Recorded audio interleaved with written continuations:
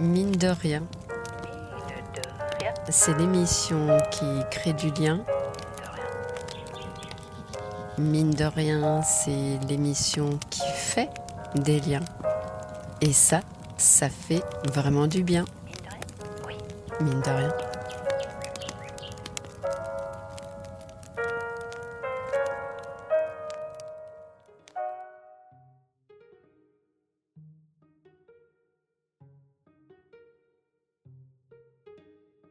Hello tout le monde. Alors aujourd'hui, mine de rien, participe au Podcaston 2026, donc ça va être une émission particulière. Le Podcaston, c'est un grand événement qui mobilise la grande famille des podcasteurs et des podcasteuses. C'est vachement difficile à dire quand même. Et cette année, le Podcaston, il revient du 14 au 20 mars 2026. Alors le Podcaston, c'est quoi exactement? Un petit tour comme ça, c'est un événement caritatif mondial qui réunit chaque année les podcasts et les associations. Avec une ambition, c'est de rassembler plus de 2500 podcasts dans plus de 60 pays différents, diffusés dans 4 langues, français, anglais, espagnol et allemand, afin de soutenir des causes solidaires à l'échelle planétaire. En fait, l'objectif reste inchangé depuis la création du Podcaston, c'est-à-dire offrir une visibilité aux associations, sensibiliser les auditeurs et encourager l'engagement concret, qu'il s'agisse de dons, de bénévolat ou de relais d'information. Alors Mine de rien 2.0 participera au Podcaston de 2026 pour la première fois. Alors c'est un podcast particulier car l'objectif est de mettre en avant une association de notre choix. Alors il y a tant d'associations en France qu'en choisir une veut forcément dire quelque chose de notre propre histoire. Comme c'est ma première participation, j'ai décidé de venir au début de mon histoire, celle des violences, de la maltraitance, de l'invisibilité. J'ai donc choisi l'association L'Enfant Bleu pour ses actions, sa réputation, son expérience et son nom qui met tout de suite au diapason que si nous voulons bien voir le bleu, nous le verrons. Car pour moi, il s'agit bien de cela au final. Ne pas faire semblant, de ne pas avoir vu, de ne pas avoir entendu. Est-ce que tu sais pourquoi je veux te parler tout seul? Oui. Pourquoi?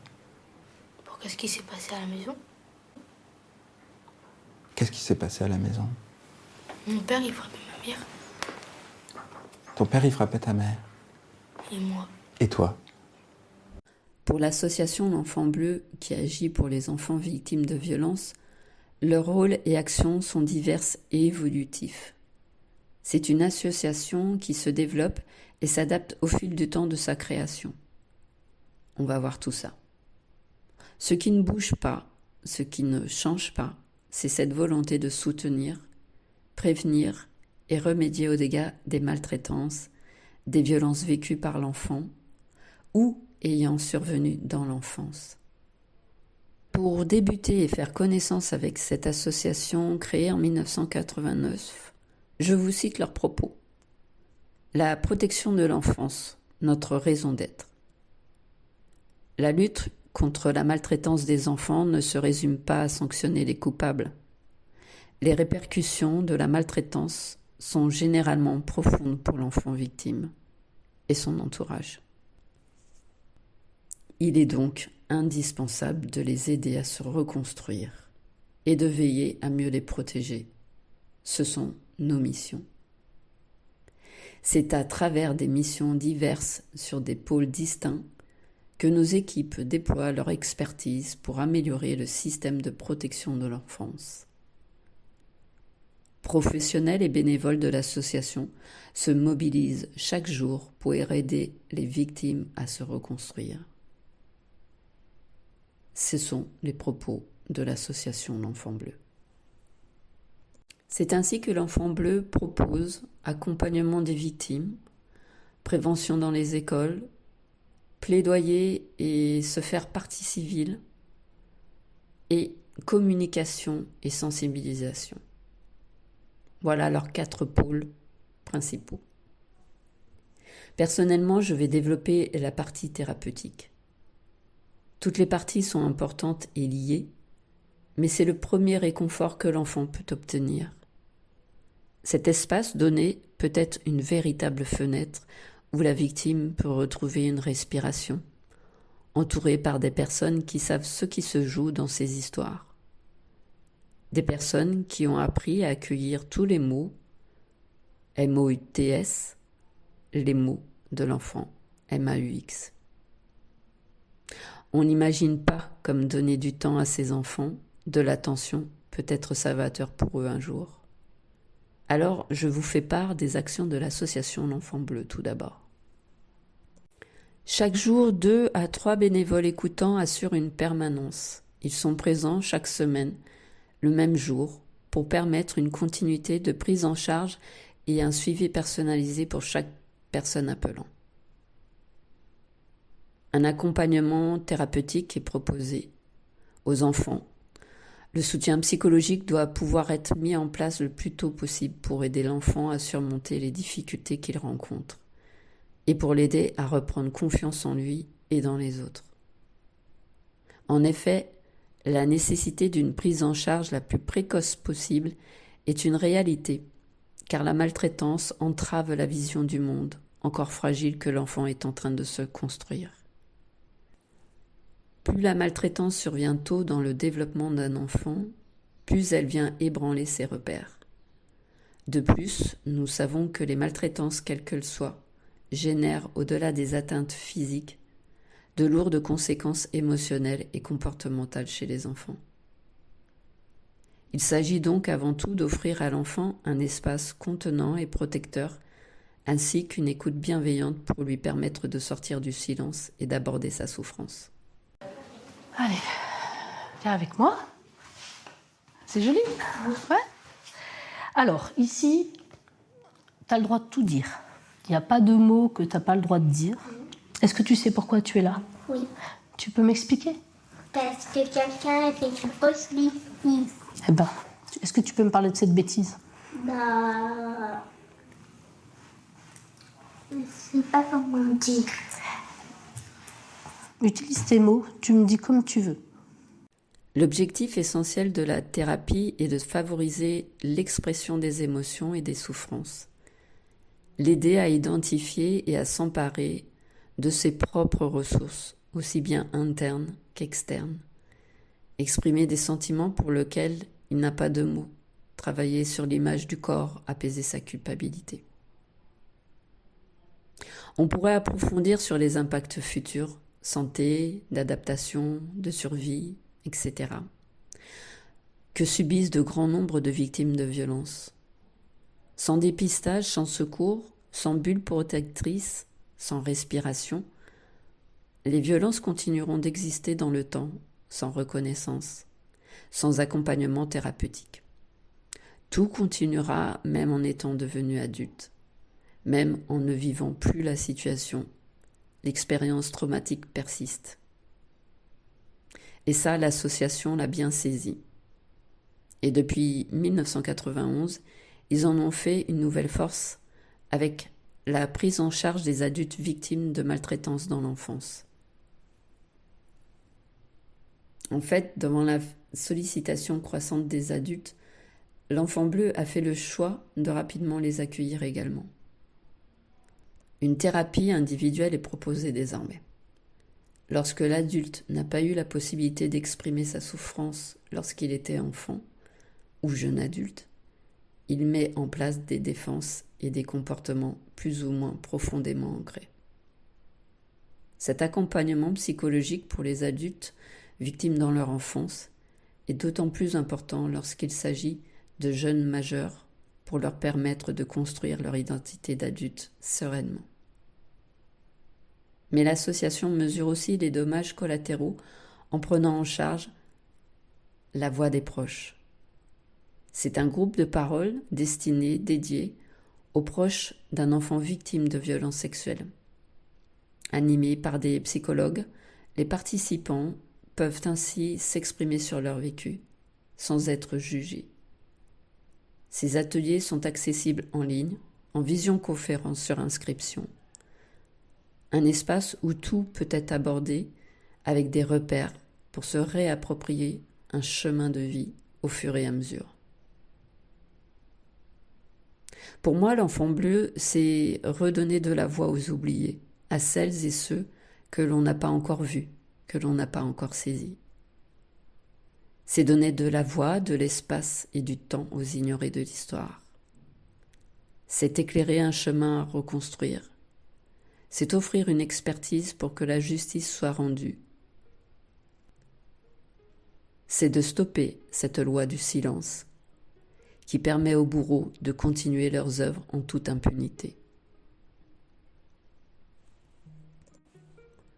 Pour moi, l'association L'Enfant Bleu permet à la honte, à la culpabilité de changer de camp, à s'interroger sur les failles de chaque société, de chaque être humain, où le silence ne protège pas personne. Les dégâts sont profondément imprégnés, mais je me dis que tout est encore possible quand on se sent accueilli, écouté, soigné par des bénévoles aidants, des professionnels de la santé engagés dans cette cause. Rien que l'année passée, l'Enfant Bleu a offert 2400 séances de thérapie, 1768 dossiers actifs d'accompagnement de victimes et 8267 élèves sensibilisés dans les écoles. En ce début d'année 2026, l'association nous rappelle le verdict de la justice pour la petite Lisa, âgée de 11 mois seulement au moment de son meurtre, par une ancienne employée de crèche à Lyon. L'Enfant Bleu s'est porté partie civile dans ce procès. La douleur des parents reste immense, mais ils ont été accompagnés dans ce drame, cet acte criminel. L'Enfant Bleu nous rappelle que les enfants doivent être protégés partout, tout le temps. L'Enfant Bleu agit pour que ces violences soient nommées, reconnues et jugées. Parce que prévenir, former, écouter, signaler, c'est une responsabilité collective.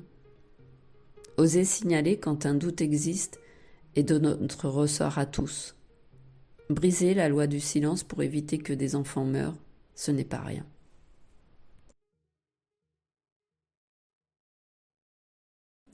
Ce mois de février 2026 met au jour des faits de violence sexuelle sur un enfant de 5 ans seulement, par 10 hommes, dont son propre père.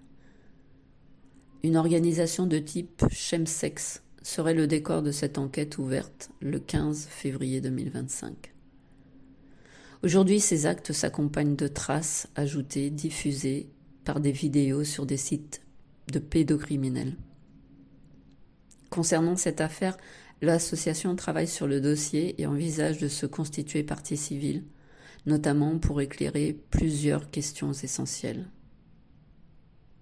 À savoir, les conditions dans lesquelles la vidéo des violences a pu être filmée, puis diffusée sur des sites pédocriminels.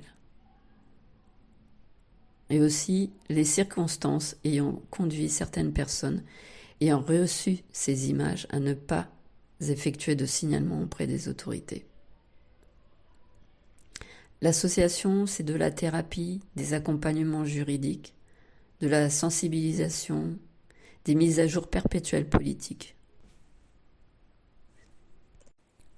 Une des dernières actions au Sénat de ce 6 février 2026 est de participer au colloque L'enfant face au féminicide. En effet, que devient un enfant après un féminicide, après le décès de sa mère ?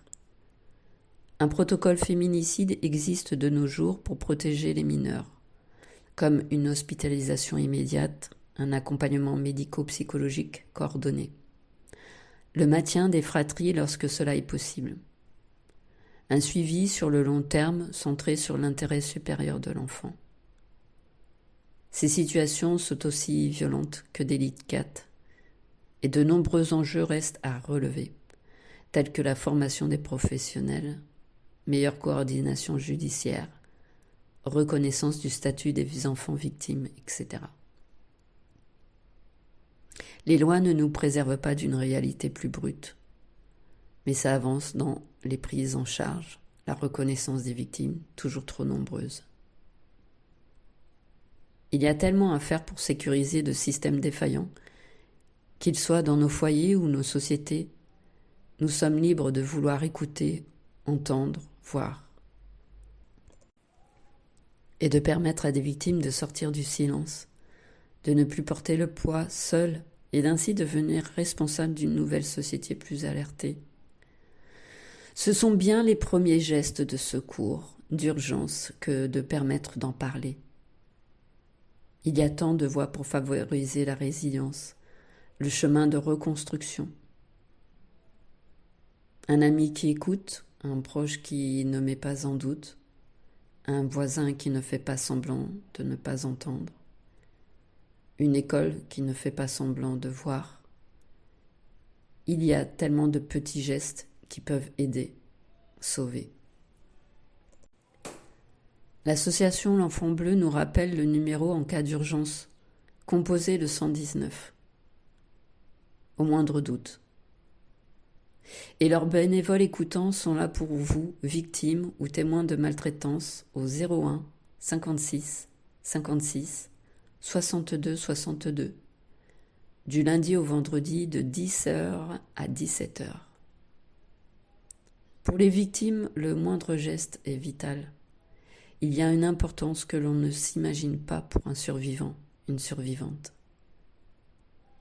La moindre main tendue est une opportunité. La moindre main tendue peut réchauffer le cœur. La moindre main tendue peut sauver une vie. D'un anonyme vers un professionnel, tout a son importance. Tous les acteurs sont importants pour changer les choses, n'est-ce pas ?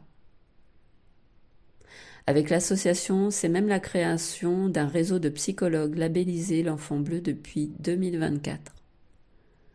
Une ouverture d'un groupe de parole pour les proches des victimes, car personne n'est épargné dans ces histoires. Il y a tant à faire. Alors, merci à l'Enfant Bleu de n'oublier personne. Bon, je commence l'appel. Yanis. Présent. Manon. Présente. Ali. Présent. Lucas. Lucas absent. Tamara. Présente. Nora. Présente. Emma. Quelqu'un a des nouvelles d'Emma ? Chaque jour en France, 2 enfants décèdent victimes de maltraitance. Soutenons l'Enfant Bleu, pour que demain plus aucun enfant ne manque à l'appel. Mélodie. Présente. Alexandre. Présent. Constance. On va finir en espérant que plus aucun enfant ne manque à l'appel. Avec ce type d'association, j'espère que ça vous a donné envie de découvrir un petit peu leur action, cette association, d'éventuellement aussi les soutenir, de faire des dons, de partager sur les réseaux sociaux toutes leurs actions. Donc merci à Podcaston d'avoir insufflé cet élan pour aller chercher des associations qui nous parlent, qui nous touchent. J'espère que ce petit portrait vous aura donné envie de la découvrir et de soutenir cette association et de porter un œil attentif à chaque enfant. Voilà, difficile de finir avec un sujet de ce type-là. Mais voilà, c'est la fin et je vous dis à très très bientôt sur Mine de Rien. Prenez soin de vous.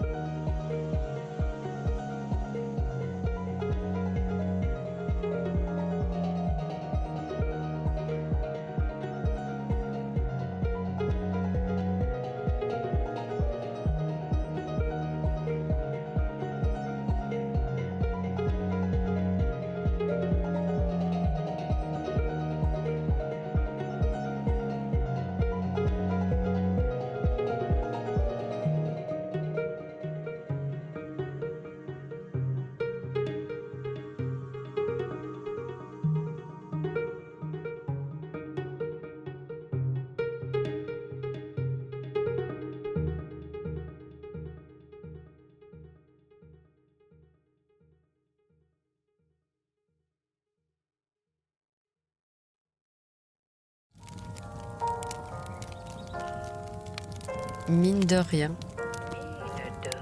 c'est l'émission qui crée du lien. Mine de rien, c'est l'émission qui fait des liens. Et ça fait vraiment du bien. Mine de rien.